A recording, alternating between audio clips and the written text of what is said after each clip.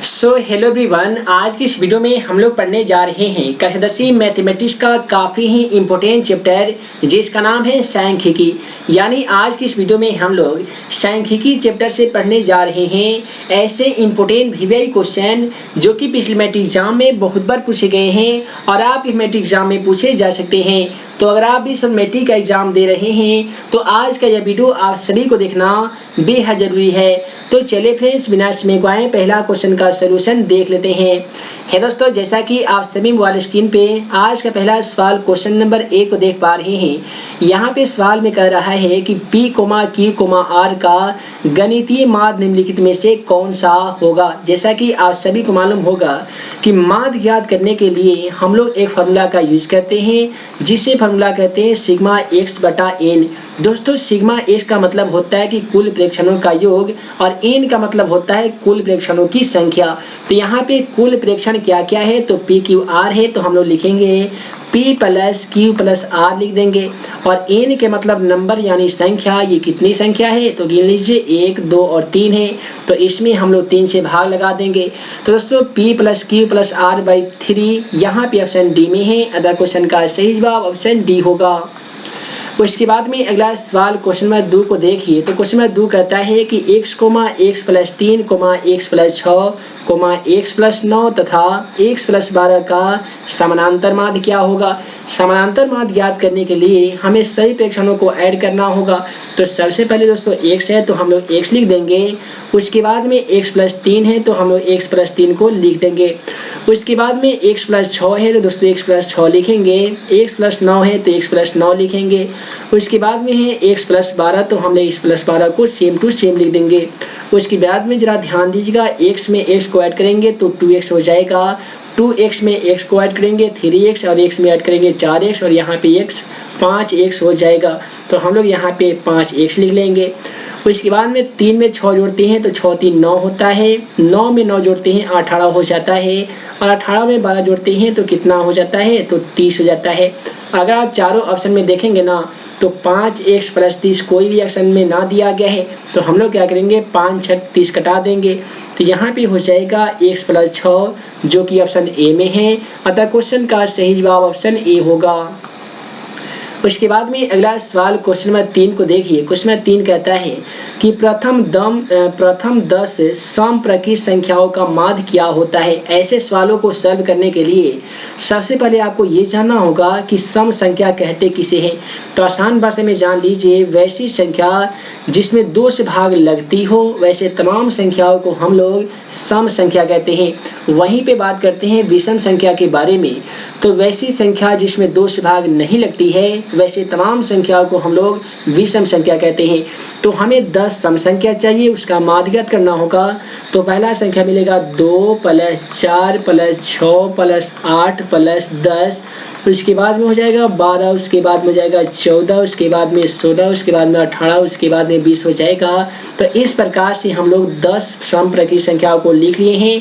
Formula हमारा माध्य कहता है सिग्मा x बटा n, यानी कुल प्रेक्षणों का योग हम लोग कर लिए हैं। उसके बाद में कुल प्रेक्षणों की संख्या, तो ये तमाम कितनी संख्याएं हैं तो दोस्तों ये तमाम जो संख्या है ना ये 10 संख्याएं हैं। तो आप यहाँ पे 10 लिखेंगे। उसके बाद में बारी बारी से तमाम संख्याओं को हम लोग जोड़ेंगे। तो देखिए यहाँ पे 20 है और 18 और यहाँ से 2 मिलेगा तब 20 जाएगा। तो 20 20 40 जाएगा। फिर 16 और 4 मिलकर 20 जाएगा तो 60 हो गया। 14 और 6 मिलकर फिर से 20 जाएगा तो 80 हो जाएगा। फिर 12 8 20 जाएगा तो ये 100 हो जाएगा। 100 में 10 को ऐड कीजिएगा तो कितना हो जाएगा। तो दोस्तों आप बोलेंगे कि सर 110 हो जाएगा। फिर बट्टा में 10 है तो आप यहाँ पे 10 लिख दीजिए। तो ये 11 में 10 से भाग गुना करते हैं तो ये 110 आते हैं।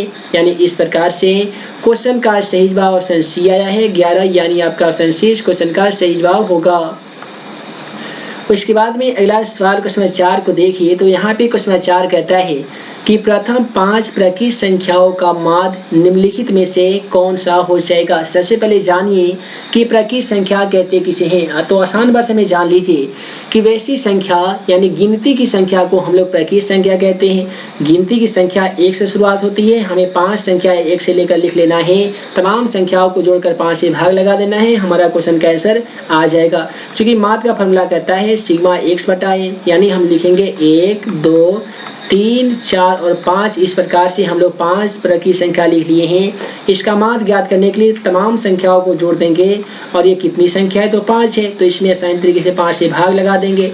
दोस्तों यहाँ पे बताइए 5 4 9 हो जाएगा, 9 3 12 और 12 2 14, एक कितना हो जाएगा तो 15 हो जाएगा और इसमें 5 से भाग लगा देंगे तो कितने मरतबे कटेगा तो दोस्तों 5 3 15 मरतबे कट जाएगा, जो कि ऑप्शन बी में है। अतः क्वेश्चन का सही जवाब ऑप्शन बी होगा।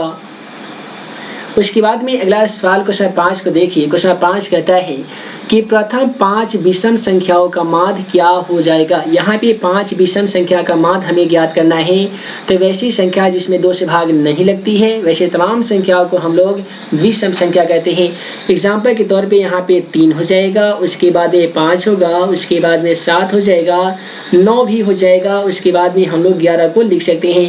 ये 5 संख्या है तो 5 में हम इसमें भाग लगा देंगे। तो देखिए 5 और 3 8 हो जाएगा, 8 7 15, 15 में 9 को ऐड कीजिए, उसके बाद में जितने संख्या आएंगे ना उसमें 11 को ऐड कीजिए, उसके बाद ये 5 से भाग लगा दीजिए। आपका क्वेश्चन का सही देखिए यहाँ पे 11 और यहाँ पे सभी को जोड़ने के बाद में ये 25 आता है। 25 में 5 से भाग लगाते हैं तो कितने मरतबे कटता है तो 5 मरतबे, जो कि ऑप्शन सी में है। अतः क्वेश्चन का सही जवाब ऑप्शन सी होगा 5। उसके बाद में अगला सवाल क्वेश्चन 6 को देखिए। क्वेश्चन 6 कहता है कि प्रथम 3 लगातार प्रकृत संख्याओं का माध्य क्या होगा। तो 3 लगातार प्रकृत संख्या हमारा 1 हो जाएगा, 2 हो जाएगा और 3 हो जाएगा। इसका माध्य ज्ञात करने के लिए ये तीनों संख्याओं को जोड़ देंगे। ये कुल संख्या 3 है तो 3 से भाग लगा देंगे। तो देखिए 3 और 2 5 होगा, 5 और 1 कितना हो जाता है तो 6 हो जाता है। 6 में 3 से भाग लगा देते हैं तो 3 दूनी 6 होता है, जो कि ऑप्शन बी में है। अतः क्वेश्चन का सही जवाब ऑप्शन बी होगा। उसके बाद में अगला सवाल क्वेश्चन नंबर 7 को देखिए। तो क्वेश्चन नंबर 7 कहता है कि प्रथम 5 पूर्ण संख्याओं का माध्य क्या होता है। सबसे पहले आपको ये जानना होगा कि आखिर पूर्ण संख्या कहते किसे हैं। दोस्तों आसान भाषा में जान लीजिए कि यदि प्रकृत संख्या के पहले या गिनती की संख्या के पहले हम 0 लगा देते हैं तो प्राप्त संख्या पूर्ण संख्या कहलाती है। तो यहाँ पे 5 पूर्ण संख्या ज्ञात करना है तो 0 हो जाएगा, उसके बाद में 1 हो जाएगा, साथ ही 2 3 और 4 हो जाएगा। ये सभी संख्याओं को माध्य में ज्ञात करना है तो सभी संख्या को जोड़ देंगे इस प्रकार से। यानी हम लिखेंगे कि 0 + 1 + 2 + 3 + 4 कर देंगे। ये कितनी संख्या है तो आप बोलेंगे कि सर 5 संख्या है। उसके बाद में सभी संख्याओं को ऐड करना है। 4 3 7 हो जाएगा, 7 2 9 हो जाएगा, 9 में 1 ऐड करते हैं तो कितना हो जाता है 10 हो जाता है। और फिर 10 में 0 ऐड कर दीजिएगा तो भी कोई परिवर्तन नहीं होगा, 10 का 10 ही होगा। 10 में 5 से भाग लगा दीजिएगा तो कितना होगा 5 दूनी 10 होगा। यानी क्वेश्चन 7 का बिल्कुल सही जवाब ऑप्शन बी होगा 2। उसके बाद में अगला सवाल क्वेश्चन 8 को देखिए। यहाँ पे क्वेश्चन 8 में केवल आपसे फॉर्मूला पूछा गया है कि संख्या 1, 2, 3 ... n का माध्य क्या हो जाएगा। जब भी ऐसा क्वेश्चन रहता है जहाँ पे n का माध्य बोला जाता है तब ऐसी स्थिति में क्वेश्चन का सही जवाब n/2 फॉर्मूला का यूज हम लोग करते हैं, जो कि ऑप्शन सी में है। अतः क्वेश्चन का सही जवाब ऑप्शन सी होगा। उसके बाद में अगला सवाल कहता है यदि 4 लगातार विषम संख्याओं का माध्य 6 है तो सबसे बड़ी संख्या क्या हो जाएगी। यहाँ पे सबसे बड़ी संख्या आप तमाम छात्रों को बताना होगा। बोला गया कि 4 लगातार विषम संख्याओं का माध्य कितना है 6 है। तो 4 विषम संख्या कौन कौन हो जाएगा तो पहले 3 हो जाएगा, 5 हो जाएगा, 7 हो जाएगा, उसके बाद में 7 के बाद में क्या होगा 9 हो जाएगा। यहाँ पे 4 लगातार विषम संख्या हम लोग लिख लिए हैं। इसके बाद बोला गया है तो सबसे बड़ी संख्या क्या हो जाएगी। तो अगर ये 4 विषम संख्या में सबसे बड़ी संख्या यदि आप यहाँ पे खोजेंगे ना तो क्या मिलेगा 9 मिलेगा। तो बिना समय गवाए आप एग्जाम के पेपर में जल्दी से ऑप्शन बी का चयन कर सकते हैं। यहाँ पे सबसे बड़ी संख्या 9 हो जाएगी। उसके बाद में अगला सवाल क्वेश्चन 10 को देखिए। यहाँ पे क्वेश्चन 10 कहता है कि यदि 6, 8, 9, x तथा 13 का मान 10 है तो यहाँ पे बोला गया है x का मान ज्ञात कीजिए। काफी सिंपल सवाल दे रखा है। हम लोग जानते हैं कि माध्य बराबर दोस्तों क्या होता है, तो आप सभी बोलेंगे कि सिग्मा x/n होता है। इस क्वेश्चन में हमें माध्य की प्राप्ति हो गई है। माध्य कितना दिया गया है तो आप बोलेंगे सर 10 दिया गया है, तो माध्य की जगह पे 10 को लिख दीजिए और सिग्मा x का माने तो जितनी भी प्रेक्षण दी गई है सभी को योग करेंगे यानी जोड़ देंगे। पहला संख्या 6 है तो 6 जोड़ उसके बाद में 8 है, उसके बाद में 9 है, उसके बाद में x है, उसके बाद में यहाँ पे 13 दे रखा है तो हम लोग 13 लिख देंगे।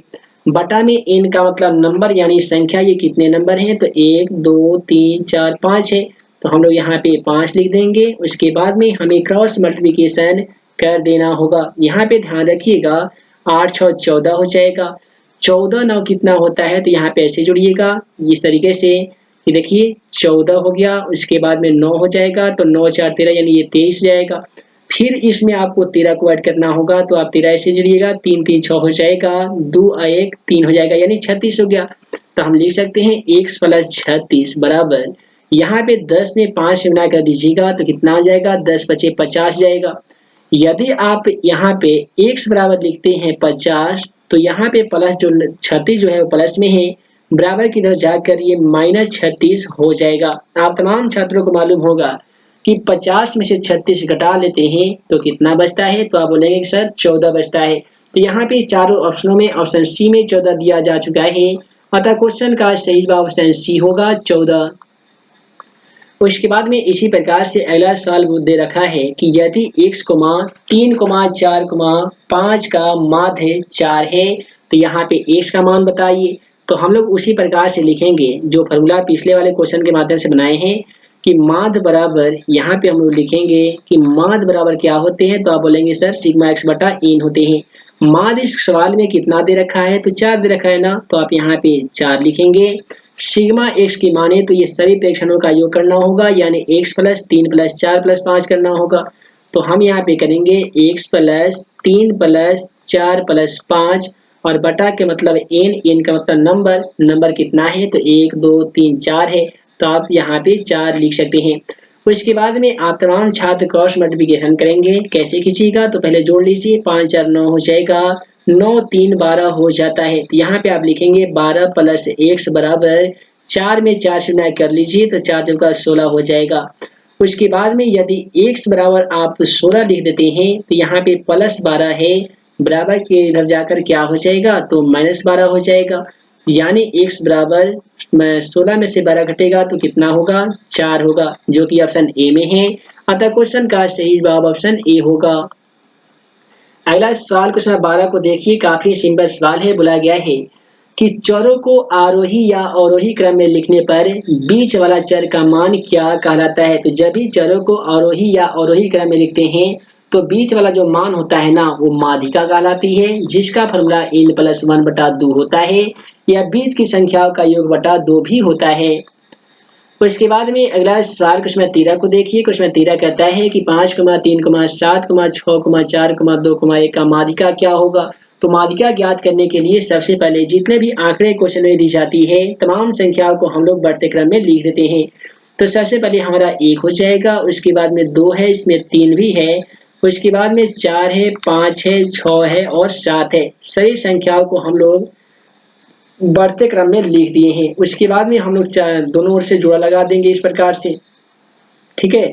यहाँ से एक 3 का इधर से हटा देंगे, एक इधर से हटा देंगे, तो बीच में कौन सी संख्या बच रही है तो 4 बच रही है। तो हम कह सकते हैं कि दिए गए प्रश्नों का जो माध्यिका जो होगा ना वो 4 होगा। इसका ज्ञात करने का जो सेकंड मेथड है वो फॉर्मूला आता है n प्लस 1/2। तो n का मतलब नंबर, ये तमाम नंबर कितना है तो 7 है, 7 में 1 ऐड कीजिए बटा 2 कीजिए, 7 और 1 8 हो जाएगा, 8 में 2 से भाग लगा दीजिएगा तो 4 होगा। और 4 नंबर में काउंट कीजिए तो 1 2 3 4, 4 नंबर में भी आपका 4 है जो कि ऑप्शन सी में है। अतः क्वेश्चन का सही जवाब ऑप्शन सी होगा। अगला सवाल में बोला गया है प्राप्तांक 5, 2, 7, 0, 6, 3, 9 की माध्यिका क्या हो जाएगी। इसे भी आपको बढ़ते क्रम में सजाना होगा। तो सबसे पहले 0 हो जाएगा, उसके बाद में 2 है, उसके बाद में 3 है, उसके बाद में दोस्तों 5 है, उसके बाद में 6 है, 7 है और 9 है। इससे भी एक जोड़ा लगा दीजिए, एक जोड़ा हो जाएगा, इधर से इसे हटा दीजिए, इसे हटा दीजिए, बीच में कौन सी संख्या बच रही है तो आप बोलेंगे सर 5 बच रही है। लेकिन क्वेश्चन नंबर 14 में 5 देखिएगा तो कोई भी ऑप्शन में नहीं दिया गया है, अतः क्वेश्चन का सही जवाब ऑप्शन डी हो जाएगा, इनमें से कोई नहीं। अगला सवाल क्वेश्चन 15 को देखिए। क्वेश्चन 15 कहता है कि प्राप्तांक 7, 3, 5, 12, 10, 9 का माध्यिका निम्नलिखित में से क्या हो जाएगा।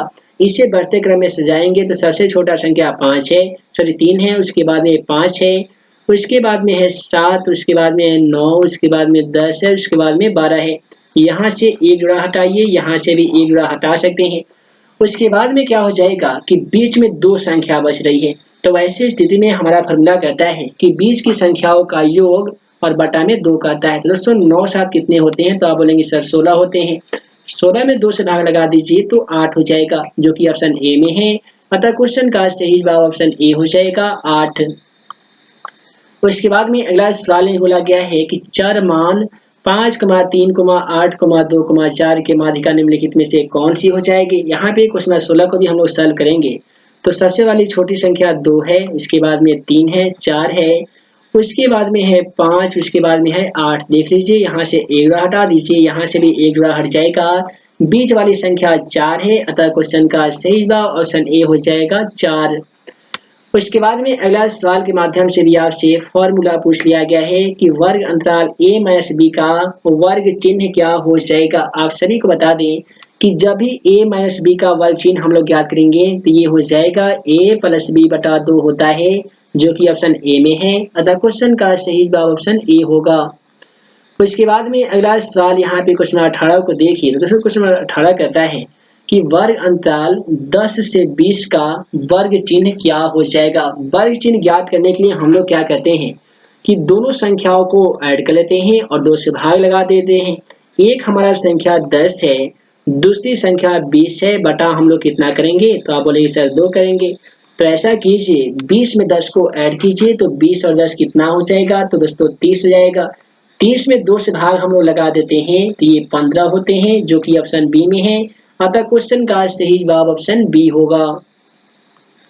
उसके बाद में अगला सवाल यहाँ पे क्वेश्चन नंबर 19 को देखिए कि किसी बरम्बरता का बहुलक होता है। दोस्तों किसी भी बरम्बरता का बहुलक क्या होता है? पहला ऑप्शन कहता है कम से कम बरम्बरता का मान, ऑप्शन बी कहता है मध्यतम मान इनमें से को नहीं, और सी में कहता है अधिकतम बरम्बरता का मान। तो दोस्तों यहाँ पे क्वेश्चन 19 का सही जवाब ऑप्शन सी हो जाएगा, यानी अधिकतम बरम्बरता का जो मान होता है ना, उसे ही हम लोग बहुलक कहते हैं। अतः क्वेश्चन का सही जवाब ऑप्शन सी होगा। उसके बाद में अगला सवाल क्वेश्चन 20 को देखिए। क्वेश्चन 20 में दे रखा है कि 3, 4, 7, 2, 7, 100, 7, 9 का बहुलक क्या होगा। अभी आप क्वेश्चन 19 में यानी पिछले वाले क्वेश्चन में आप जो क्वेश्चन 19 बताए हैं उसमें आप जान चुके हैं बहुलक हम लोग किसे कहते हैं। जो अधिकतम बरम्बरता का मान होता है ना, उसे ही दोस्तों हम लोग बहुलक कहते हैं। इसमें देखिएगा ना, तो 7 एक ऐसी संख्या है जो सबसे ज्यादा बार इस आंकड़े में आई है। 7 से ज्यादा बार आने वाली कोई अन्य संख्या नहीं है। अतः क्वेश्चन का सही जवाब ऑप्शन सी होगा 7। इसके बाद में अगला सवाल क्वेश्चन 21 को देखिए। दोस्तों क्वेश्चन 21 में बोला गया है कि 3, 5, 2, 5, 7, 5, 8, 5 का बहुलक क्या होगा। यहाँ पे अधिकतम बरम्बरता का मान ही बहुलक होगा। अधिकतम बरम्बरता का जो मान है यहाँ पे भी 5 है, यहाँ पे भी है, यहाँ पे भी है और ये यहाँ पे ही है।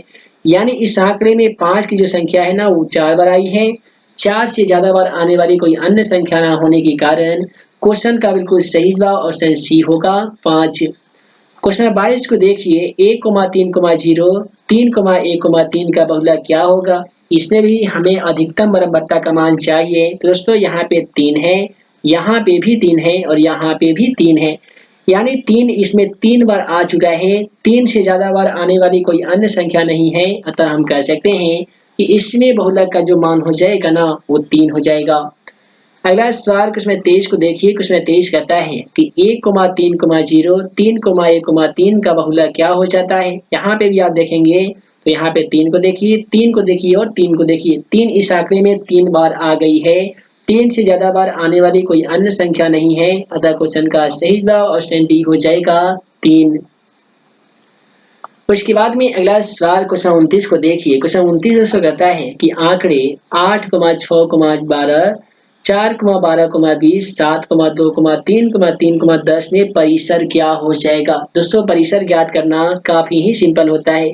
इसके लिए हम लोग एक फॉर्मूला का यूज करते हैं। परिसर बराबर वह होते हैं उच्च सीमा माइनस होते हैं निम्न सीमा। ठीक है, उच्च सीमा माइनस निम्न सीमा होते हैं।